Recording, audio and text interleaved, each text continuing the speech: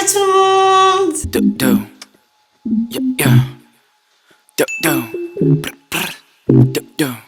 Hello tout le monde, j'espère que vous allez bien. Ça y est, je filme avec ma nouvelle caméra. Normalement la qualité de l'image s'est améliorée, je l'espère. En tout cas, bienvenue sur cette nouvelle vidéo, j'espère que vous allez bien. Aujourd'hui, comme vous l'avez vu dans le titre de la vidéo, on va parler du Gloriosum. Si vous me connaissez déjà, vous savez qu'elle fait partie de mon top 5 de mes plantes favorites. J'adore énormément cette plante. Et si vous ne me connaissez pas, moi c'est Laetitia et bienvenue sur ma chaîne. Avant de commencer cette vidéo, sachez que j'ai deux gros Gloriosum ici. Donc là, vous les voyez juste derrière. Bon, je vais vous montrer un peu plus en détail. Donc là, vous voyez qu'il y a toute une forêt de Gloriosum. C'est parce qu'en fait, il y en a deux gros. J'en ai parlé assez souvent déjà dans mes précédentes vidéos, donc dans mes favoris du mois de janvier-février, dans un vlog lors des rempotages, de droite à gauche dans mes plantes favorites. Enfin bref, le Gloriosum fait souvent partie de mes vidéos et je voulais vraiment en parler aujourd'hui. Pourquoi le Gloriosum fait partie de mes plantes favorites? En fait, c'est la Frydek des philodendrons pour moi. Comment vous dire ça? Alors, qu'est-ce que j'aime chez la Frydek? La Frydek, j'aime effectivement la couleur de ses feuilles, un vert très profond et effectivement la texture, le côté velours, les nervures blanches et évidemment le top, le must que j'aime énormément chez Gloriosum, c'est la forme en cœur. Mais regardez ça, la forme en cœur. Mais vraiment, c'est ce qui me fait adorer, c'est ce qui me fait vraiment adorer cette plante. Et aussi, c'est une plante très facile d'entretien, mais on va plus en parler en détail dans la suite de la vidéo. Le philodendron Gloriosum fait partie de la famille des Aracées. Donc si vous ne connaissez pas la famille des Aracées, vous trouvez donc le philodendron, vous trouvez les alocasias, les syngoniums, les xanthosoma, les caladiums. Et le Gloriosum vient principalement de l'Amérique centrale, tout ce qui est Équateur, Mexique, Brésil, enfin le nord du Brésil. Donc c'est une plante tropicale et qui vit effectivement avec des conditions assez particulière, c'est-à-dire beaucoup d'humidité et beaucoup de chaleur. Donc ça, c'est quelque chose qu'il va falloir retenir si vous voulez entretenir des Gloriosum chez vous. Mais attendez, on va en parler un peu plus en détail après. Deuxième point à savoir sur le Gloriosum, c'est un rampant. Donc c'est-à-dire que contrairement à des philodendrons classiques, si vous avez le philodendron rosé bueno, que j'ai tutoré avec vous, ou je l'avais tutoré avec vous dans mon précédent vlog. D'ailleurs, petite parenthèse très rapide, il commence tout doucement à se développer autour du tuteur. Mais on en reparlera dans un vlog et là il m'a fait une nouvelle feuille. Bref, donc ça c'est un philodendron classique qui a besoin d'un tuteur. Et le philodendron Gloriosum, comme je viens de dire, c'est un rampant. Lui, il n'a pas besoin de tuteur. Donc privilégiez plutôt une jardinière pour son entretien. En termes de conditions de culture, donc comme je l'ai dit, c'est une plante qui vient principalement d'Amérique centrale, donc vous avez beaucoup d'humidité et de chaleur.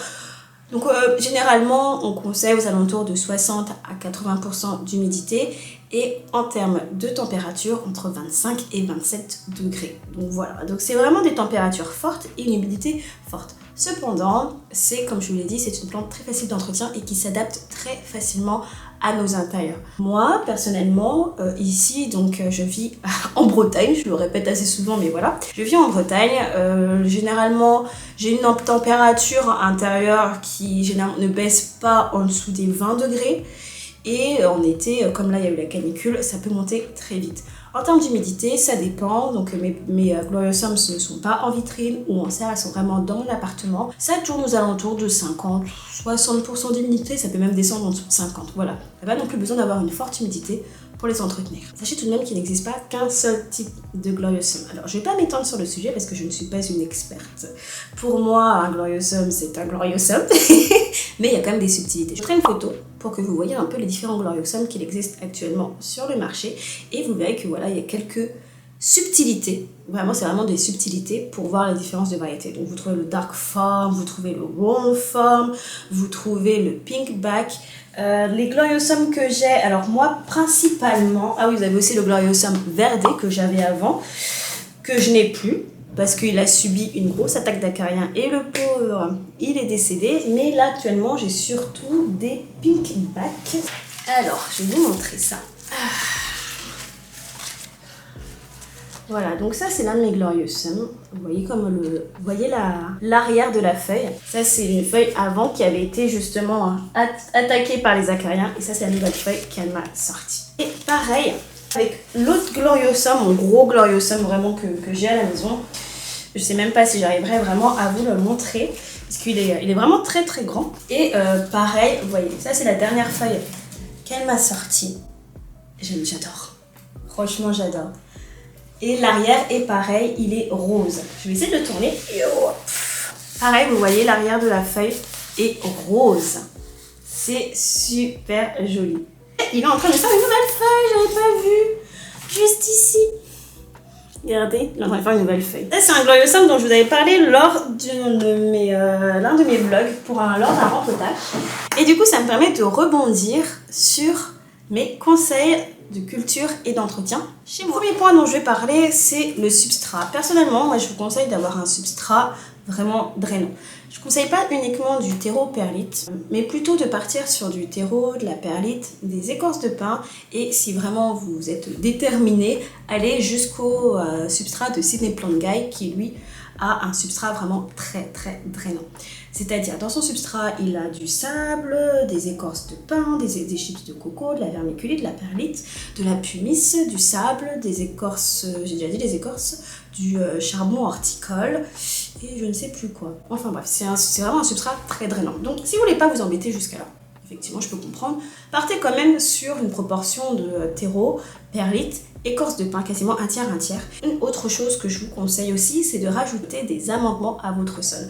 Ça, c'est une chose que j'en parle de plus en plus dans mes vidéos, mais vraiment essayez, si vous pouvez, de rajouter des amendements. Moi, personnellement, je rajoute toujours du lombricompost depuis maintenant quelques mois, quasiment maintenant, ça va faire plus d'un an. Je mets ça dans tous mes substrats et généralement, le terreau est beaucoup plus riche et ça permet vraiment à la plante de mieux se développer. Tout ce qui est amendement, donc c'est plus les engrais organiques et vous avez donc les engrais liquides. Donc c'est combiné. Vous pouvez les combiner les deux et voilà, c'est quelque chose que je vous conseille. Là, récemment, donc j'ai testé le substrat de Sydney Plant Guy sur mon gros Gloriosum et franchement testé, approuvé, il n'y a pas aucun souci, j'ai pas du tout perdu la plante et au contraire, dès que je l'ai rempotée, très rapidement elle m'a fait 2 feuilles sur les côtés. Voilà. Pour prolonger un peu l'histoire du substrat, donc moi j'utilise des pots en plastique et comme je vous l'ai dit en début de vidéo, je vous conseille de partir sur des jardinières parce que sinon vous allez vous retrouver dans cette situation là. Voici un pot en plastique, tout simple. Oui, et comme vous voyez, la plante est rampante et elle a déjà dépassé le pot. Donc là c'est parce qu'en fait, cette plante-là, je l'avais reçue de Quoi Général. Et je viens de me rendre compte qu'en fait, elle a bien grandi parce qu'elle n'était pas aussi grande. Et du coup, je vais la rempoter plutôt dans une jardinière de ce type-là.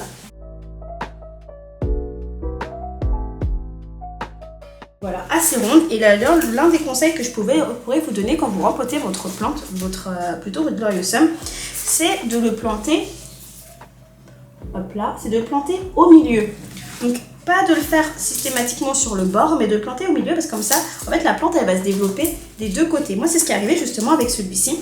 Je l'ai mis au milieu et il m'a fait un départ à droite et à gauche. C'est le conseil que je pouvais vous donner sur les substrats et sur les contenants. En termes d'arrosage, donc moi, j'arrose toujours mes plantes à fond, toujours à fond.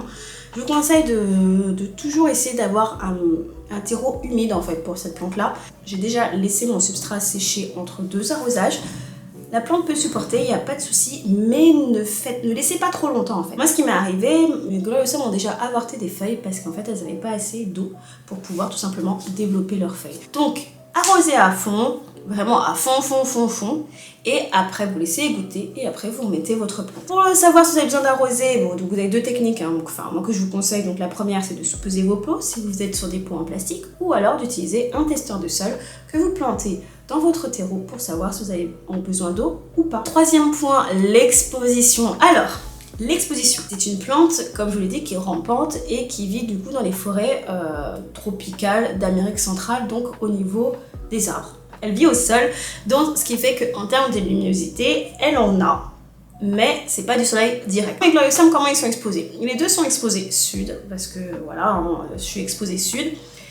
Mais il y en a un qui est face à ma baie vitrée, qui ne reçoit pas de soleil direct parce qu'il y a mon balcon. Et celui qui est ici, donc dans ma salle à manger, est quand même un peu décalé par rapport à la fenêtre. Ce qui fait qu'il reçoit de la lumière, mais pas de soleil direct. J'ai déjà eu des problèmes avec le soleil direct, je ne crois pas que c'est sur une de mes Gloriosum, où carrément elle a brûlé. Voilà, trop de soleil direct, ce n'est pas bon pour la plante. Mais par contre, exposez-la, ne la mettez pas non plus à 2 mètres de la fenêtre, c'est pas bon parce que votre plante ne va pas se développer. N'oubliez pas, c'est une plante qui vit quand même dans des endroits avec de la chaleur et de l'humidité. Pour multiplier votre plante, alors, vous avez 2 choix. Le premier, je ne le connais pas, enfin si, c'est la fleur. Vous pouvez partir avec des graines. Moi, je n'ai jamais eu de fleurs sur mon Gloriosum.